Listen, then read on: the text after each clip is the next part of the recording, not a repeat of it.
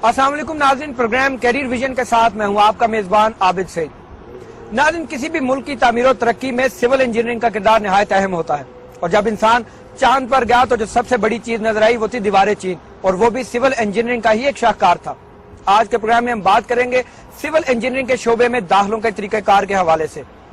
किस किस्म की खसूसियात और मिजाज के हामिल नौजवानों को इस शोबे का इंतखाब करना चाहिए, और जो नौजवान इस शोबे में अपनी तालीम हासिल करते हैं उनके लिए मुलाजमत के मौके कहां कहां पे मौजूद हैं। ये सब कुछ जानने के लिए हमारे साथ रहिएगा।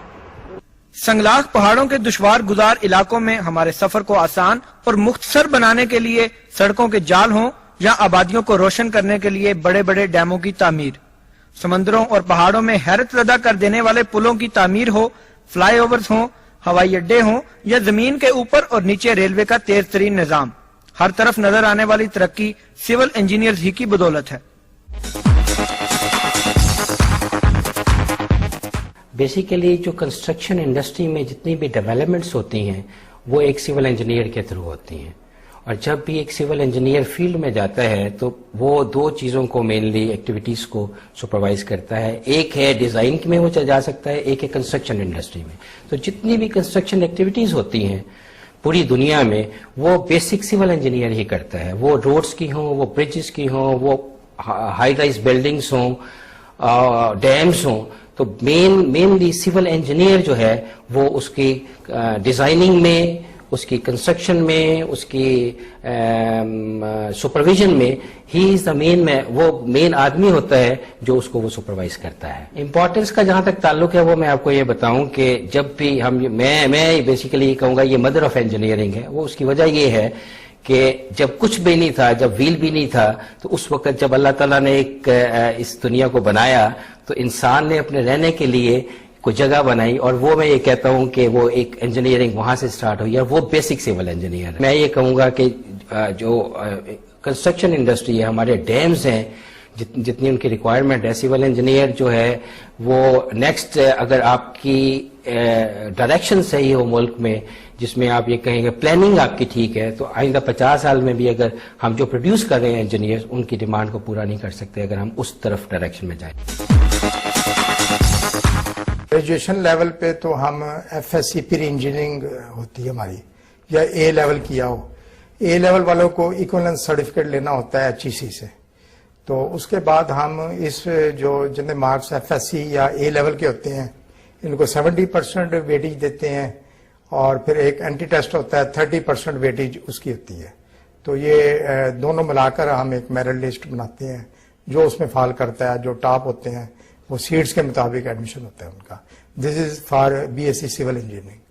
अगर एमएससी में जाएं तो हमें इसके लिए BSc civil engineering first division चाहिए होती है। उसके अलावा एक एनटीएस टेस्ट होता है, नेशनल टेस्टिंग सर्विसेज, उसमें 50% मार्क्स वो लेने होते हैं। तो ये मिला के हम एक मेरिट बनाते हैं। उसके बाद एक एंटी टेस्ट भी यूनिवर्सिटी में होता है। तो ये सारा ओवरऑल जो मेरिट बनता है उसकी बेस पे उसका एमएससी में एडमिशन होता है। पीएचडी में गैट सब्जेक्ट करना होता है। Gate subject mean gate in civil engineering, ये भी एनटीएस वाले करवाते हैं। तो इसमें जो फिर मेरिट बनता है तो उस पर हम पीएचडी एडमिशन देते हैं। किसी भी फील्ड के लिए कुछ तो कॉमन क्वालिटीज हैं। मसलन हम कह सकते हैं कि स्टूडेंट हार्ड वर्किंग होना चाहिए, उसके अंदर जो है वो आगे बढ़ने की जो है वो सलाहियत होनी चाहिए। लीडरशिप क्वालिटीज भी सिविल इंजीनियर के अंदर होनी चाहिए, क्योंकि सिविल इंजीनियर जो है वो डायरेक्टली एक ऑफिस में अफसर की तरह काम नहीं करता। उसने बहुत सारे जो है वो मजदूर, लेबर और नीचे जो सुपरवाइजर और इस तरह का पूरा एक टीम उसको लीड करना होता है और उनसे काम लेना होता है। प्रैक्टिकल अप्रोच बड़ी जरूरी है सिविल इंजीनियर के। जितना वो इनोवेटिव होगा, प्रैक्टिकल अप्रोच होगी, उतना वो प्रॉब्लम को एट द स्पॉट सॉल्व कर सकेगा। जो बुकिश नॉलेज दे देती हैं, जब यहाँ से अंडर ग्रेजुएट करके एक लड़का निकलता है, वो जब पर्टिकुलर सिविल इंजीनियर होता है, उसके बाद जो है उसने उसी नॉलेज को यूज करते, बैकग्राउंड तो वो जरूरी है वो सारे उसके अंदर, लेकिन बहुत सारी ऐसी चीजें हैं जो उसने अपने अंदर से क्रिएटिव जो है यानी उसको यूज करके फील्ड में अप्लाई करना होता है। वो बुक्स में नॉलेज नहीं मिलता। मसलन एक कंस्ट्रक्शन करते हुए कंक्रीटिंग हो रही है और फील्ड में प्रॉब्लम आ गया, जो है मशीन खराब हो गई। अब लाखों की जो है वो कंक्रीट और जो है वो रीइंफोर्समेंट बंधी हुई है, और उसमें जो है वो कंक्रीटिंग करते हुए जो ڈمپر ہیں جن کے ذریعے کنکریٹ ٹرانسفر کی جا رہی اس میں پرابلم آ گئی. تو وہاں پر جو آئیڈیا ہے ایک دم آدمی پریکٹیکلی اپروچ ہو, سوچ سکے کہ اس پرابلم کو کیسے سالو کرنا ہے, یہ کسی بکس میں نہیں لکھا ہوتا. یہاں پر آدمی کا اپنا انوویٹو آئیڈیا جو ہے وہی کام کرے گا. جتنا وہ انوویٹو ہوگا, پریکٹیکل اپروچ ہوگی, اتنا وہ پرابلم کو ایٹ دا اسپاٹ سالو کر سکے گا, اور لاکھوں نہیں بلکہ بعض کیسز میں ہم کہہ سکتے ہیں کہ کروڑوں روپے جو ہے وہ سیو کر لے گا. ادروائز اگر اس کے اندر نہیں تو ٹھیک ہے, جاب ہو سکتا ہے اس کی چلتی رہے, لیکن بعض اوقات جو ہے وہ کروڑوں کا نقصان بھی کر سکتا ہے. یہ بیسک سول انجینئرنگ پروگرام ہے, یہ پراپرلی ایک اسٹیپ بائی اسٹیپ ڈیزائن کیا گیا. انیشیل اسٹیپ جیسے فرسٹ ایئر میں آتے ہیں آپ کو انٹروڈکٹری سبجیکٹس پہ جاتے ہیں, پھر اس کے بعد نیکسٹ اسٹیج آتی ہے. یہ اسٹیپ بائی اسٹیپ آپ امپروو کرتے ہیں. الٹیمیٹلی جب فائنلی میں پہنچ جاتے ہیں تو فائنلی میں سارے کے سارے سبجیکٹس ڈیزائننگ کے سبجیکٹس ہیں. For example designing of structures, designing of water structures, water reservoirs, designing of railways, motorways, so اس طرح water treatment plants. So finally year میں جب آپ پہنچتے ہیں تو اس میں اسٹیپ بائی اسٹیپ الٹیمیٹلی ایسے اسٹیپ پہ پہنچ گے جب آپ اس قابل ہوتے ہیں کہ آپ ایک ٹوٹلی ایک اسٹرکچر کو نئے سرے سے ڈیزائن کر کے انٹروڈیوس کر سکتے ہیں مارکیٹ میں. ناظرین, ویسے تو سول انجینئرنگ کی بے شمار شاخیں ہیں, تاہم آج کے پروگرام میں ہم جن شاخوں کا ذکر کریں گے ان میں structure, transportation, water resources and irrigation یعنی ہائیڈرولک انجینئرنگ, جیو ٹیکنالوجی اور انوائرمنٹ انجینئرنگ شامل ہیں.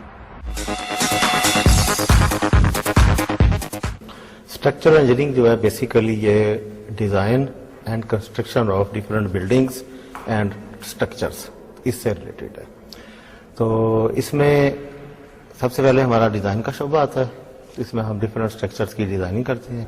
اس کے بعد ان کی فیلڈ میں جو کنسٹرکشن ہے تو وہ اس سے ریلیٹڈ ہے. آج بھی آپ کسی لے مین سے پوچھیں کہ سول انجینئرنگ کیا ہے, وہ یہ کہے گا جی جو اپنے بلڈنگس جو ہے وہ تعمیر کرنی ہے.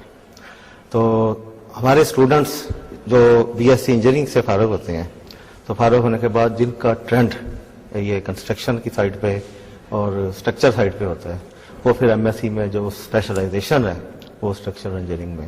میکسیمم جابز اویلیبلٹی ہے وہ اسٹرکچر سے ریلیٹڈ جو اسٹوڈنٹ ہیں ان کے لیے ہوتی ہے. گورنمنٹ سیکٹر میں there are a number of departments which are related to the construction. اسی طرح پرائیویٹ سیکٹر میں جتنی کنسٹرکشن فرمز ہیں تو تمام کنسٹرکشن فرمز جو ہیں ہمارے اسٹرکچر انجینئرس کو وہ ویلکم کرتی ہیں. Transportation engineering basically civil engineering کی وہ برانچ ہے جس میں ہم اگر فنڈامنٹلی بات کریں تو پرسنس اور گڈس کی موومنٹ کو ہم ڈیل کرتے ہیں. اور اس موومنٹ کے لیے ہم 4 طرح کے موڈز ہیں جن کو ہم موڈز آف ٹرانسپورٹیشن کہتے ہیں, جس میں نمبر 1 پر جو موسٹ کریٹیکل ہے دیٹ از دی ہائی ویز, اور اس کے علاوہ ریلویز ہیں, رن ویز ہیں اور واٹر ویز ہیں. تو یہ وہ فنڈامنٹل اس کے موڈز ہیں جن کی بیسس پہ ہم پرسنس اور گڈس کو ایوری کائنڈ موو کرتے ہیں. اور ٹرانسپورٹیشن انجینئرنگ بیسیکلی اس کی پھر پلاننگ, ڈیزائن اور آپریشنس, کنسٹرکشنس, مینٹیننس وغیرہ کو ڈیل کرتی ہے. جب ہم بات کرتے ہیں نا کسی بھی اسپیسیفک موڈ کی, جیسے ہائی ویز ہے تو اس میں روڈز آ جاتی ہیں, یا اسٹریٹس ہیں, فری ویز ہیں, موٹر ویز ہیں.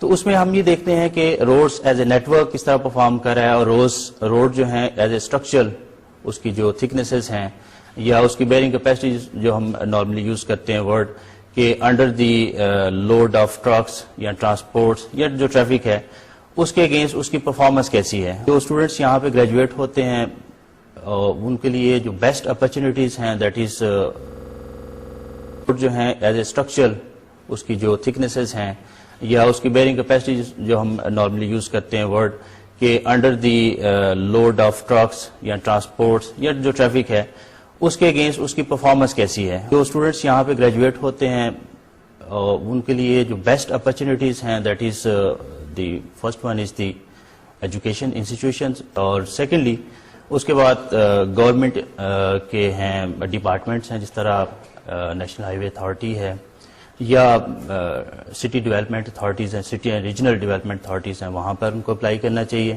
And they have the good opportunities, اور جو ہی وہ پاس آؤٹ ہوتے ہیں they have good opportunity to join any the government agencies. اس کے علاوہ لوکل کانٹریکٹرز ہیں, لوکل فرمز ہیں, and they are giving the best incentives to the students. Environment basically آپ کہہ سکتے ہیں کہ it's a part of civil engineering. اس میں ہم لوگ واٹر سپلائی جتنے سسٹمز ہیں ان کو ڈیزائن کرنا, واٹر ٹریٹمنٹ کیا, کیونکہ بہت سی آج کل ڈیزیزز ہیں جو کہ ان ٹریٹڈ واٹر کی وجہ سے کمیونٹیز میں پھیل رہی ہیں، اس لیے ٹریٹڈ واٹر بہت امپورٹنٹ ہے. سیوریج سسٹم ہے، سیوریج سسٹم کی ڈیزائننگ ہے، آپ نے کیسے کولیکٹ کرنا ہے، اس کو ٹریٹ کیسے کرنا ہے، وہ آپ کا جتنے ریورز ہیں ان کو پولوٹ کر رہے ہیں. ٹریفک کی وجہ سے آپ کے ایئر اور نوائز پولوشنز ہیں، ان کو کنٹرول کرنا بہت سی ڈیزیز کا جو کہ کریٹ کر رہی ہیں نارمل پیپلز میں. اس کے علاوہ آپ کے جتنے ایٹماسفیرک ہیں اس کے رولز آ جاتے ہیں، آپ کے ایئر پولوشن سے ریلیٹڈ ہیں، اور بہت سی ریلیٹڈ ایسی چیزیں ہیں جو کہ ہیومنس کو اور انجینئرنگ کو افیکٹ کر رہی ہیں، سول انجینئرنگ کو.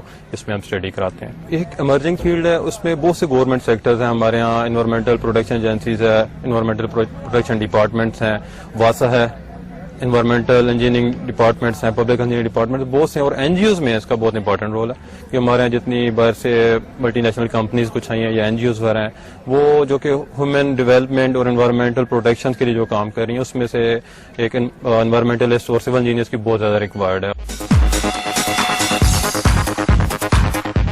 Civil is basically it's just related to construction. So جہاں کے بھی آپ کی کنسٹرکشن ہوتی ہے تو سب سے پہلے اس میں کیا ہوتا ہے کہ جو سوئل ہے، سوئل کی جو فزیکل پراپرٹیز ہیں ان کو آپ کو سب سے وہ جج کرنا پڑتا ہے. سو جو جیو ٹیکنیکل ہے it's basically concern with the soil, اور اس کے اندر جو فردر اس کے پارٹس ہیں that is soil mechanics, geology and foundation. ہمارے یہاں اس کا جو ٹرینڈ ہے وہ تھوڑا ڈیولپ ہونا اسٹارٹ ہوا ہے. سو اب ہمارے یہاں اس کی جاب اپرچونیٹیز کافی اچھی ہیں as compare to the earlier times. Water resource engineering میں ہم ایریگیشن کو ڈیل کرتے ہیں، پلس واٹر ریسورس انجینئرنگ میں ہم تمام ہائیڈرولوجک فیکٹرز کو ڈیل کرتے ہیں. ہائیڈرولوجک فیکٹرز سے مراد یہ کہ آپ کی بارشیں، آپ کا flu, discharge, rivers analysis, rivers کی کیا سچویشن ہے، ڈراف ہے یا آپ کے پاس میکسیمم واٹر ہے، تو اس واٹر کو مینج کیسے کرنا ہے، کس طرح یوٹیلائز کرنا ہے، میکسیمم لوگ اس سے کیسے فائدہ اٹھا سکتے ہیں. پھر آپ دیکھیں تو کراپ سیزن میں دیکھیں کیسے کراپنگ کرنی ہے، آپ نے پانی کہاں دینا ہے، کتنے عرصے تک کے لیے دینا ہے. So like that. ونٹر میں پانی کم ہوتا ہے، سنو فالز ہوتے ہیں، پانی کا ڈسچارج کم آ رہا ہوتا ہے، لیکن سمر میں زیادہ ہوتا ہے. سو آپ ساری یہ چیزیں دیکھتے ہیں، ان کو مینج کیسے کرنا ہے، لوگوں کو زیادہ سے زیادہ فیسیلیٹیٹ کیسے کرنا ہے. گورنمنٹ سیکٹر میں اگر آپ دیکھیں تو آپ کے پاس ارسا ہے، اریگیشن ڈپارٹمنٹ ہے، اس کے علاوہ سرفیس واٹر ہائیڈرولوجی پاکستان ہے، بہت زیادہ کنزیوم ہو سکتے ہیں. پرائیویٹ سیکٹر میں بھی بہت زیادہ کام ہے. سو واٹر ریسورسز میں وہ اپنے آپ کو ایکسل کر سکتے ہیں وہاں پہ.